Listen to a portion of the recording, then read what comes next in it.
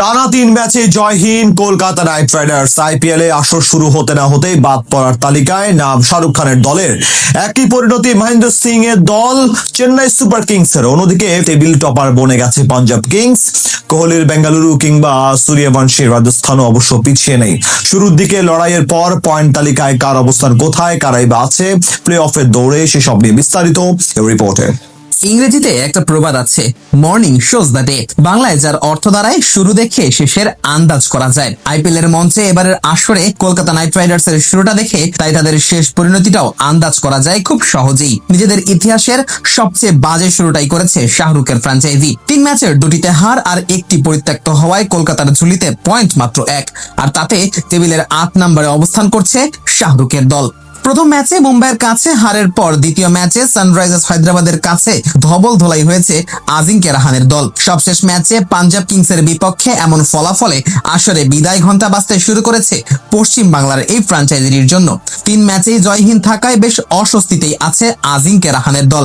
আর এমন পরিস্থিতিতে tiger pacer Mustafizur রহমানের অভাবটা ঠিকই টের পাচ্ছে শাহরুখের দল। কলকাতার মতো একই পরিণতি চেন্নাই সুপার কিংসেরও। নিজেদের প্রথম 3 ম্যাচে জয় পায়নি মহেন্দ্র সিং ধোনির দল। যদিও শুরুর ম্যাচগুলোতে দলের সাথে ছিলেন না আইপিএল এর অন্যতম সফল এই অধিনায়ক। 3 ম্যাচে হারে এখনো পয়েন্টের খাতা খোলেনি চেন্নাইয়ের। সেই সাথে -2.517 নেট রান রেটটাও বেশ ভোগাতে পারে 5 বারের আইপিএল জয়ীদের।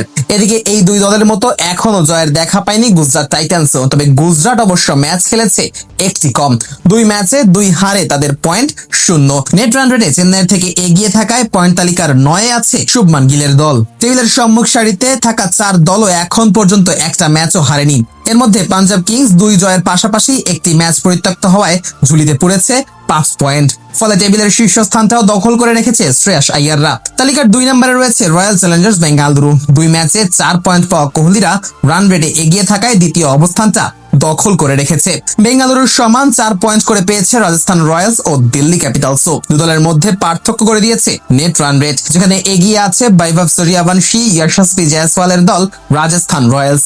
দিল্লির 1.170 রান রেটের তুলনায় রাজস্থানের রান রেট প্রায় দ্বিগুণের কাছাকাছি।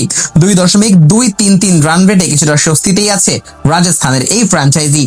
এদিকে একটি করে ম্যাচ জিতেছে সানরাইজার্স হায়দ্রাবাদ, মুম্বাই ইন্ডিয়ান্স ও লখনৌ সুপার জায়ান্টস। প্রথম ম্যাচে হারের পর দ্বিতীয় ম্যাচে এসে জয়ের দেখা পেয়েছে লখনৌ। তবে নেট রান রেটে মুম্বাইয়ের থেকে পিছিয়ে আছে লোকেশ রাহুলরা। জয় দিয়ে আসর শুরু করা মুম্বাই হেরেছে নিজেদের দ্বিতীয় ম্যাচে। ফলে 2 ম্যাচে তাদের ঝুলিতে আছে মাত্র 2 পয়েন্ট। এদিকে সানরাইজার্স হায়দ্রাবাদের প্রথম ম্যাচটা শুরু হয়েছিল হার দিয়ে। বেঙ্গালুরুর বিপক্ষে হারের পর কলকাতাকে ধবল ধোলাই করা হায়দ্রাবাদ লখনৌর বিপক্ষে গিয়ে আবার ম্যাচ হেরেছে 1 বল বাকি থাকতে। 3 ম্যাচে 2 পরাজয় সত্ত্বেও কলকাতার বিপক্ষে বড় ব্যবধানের জয়ে নেট রান রেটে এগিয়ে আছে হায়দ্রাবাদ। ফলে মুম্বাইকে টপকে তাদের অবস্থান রয়েছে 5 নম্বরে।